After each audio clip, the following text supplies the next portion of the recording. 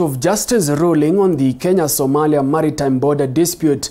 10 out of 14 judges on Tuesday largely ruled in favor of Somalia, with the court ordering that the disputed maritime triangle be split and the border be adjusted equitably. According to President Uhuru Kenyatta, the ruling could have implications on the Horn of Africa and has vowed to protect Kenya's maritime border. Kenya's protest against the binding judgment without appeal now raises questions on what next and who can rather enforce the judgment.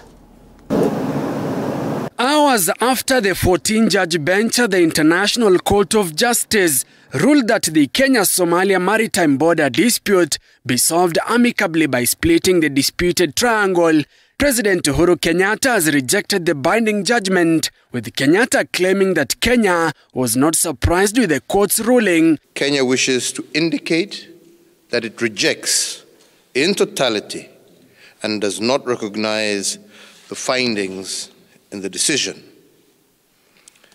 The decision embodies a perpetuation of the ICJ's jurisdictional overreach and raises a fundamental question on the respect of the sovereignty and consent of states to international judicial processes. In the over half a decade-old case, Somalia argued in court that the sea frontier in the Indian Ocean should follow in the same direction as its land border. Somalia also argued that Kenya violated its sovereignty by operating in its territorial waters and demanded reparations. Kenya, on the other hand, claimed that its maritime border runs in a line due east from where the two countries meet at the coast. However, in its ruling, the ICJ rejected both arguments, settling on splitting the triangle into two to give both countries a favorable judgment.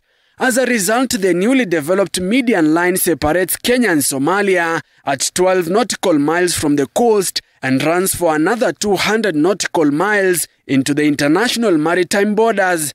Ms. Linda Thomas Greenfield. According to President Uhuru Kenyatta, the International Court's ruling could have unknown implications in the Horn of Africa.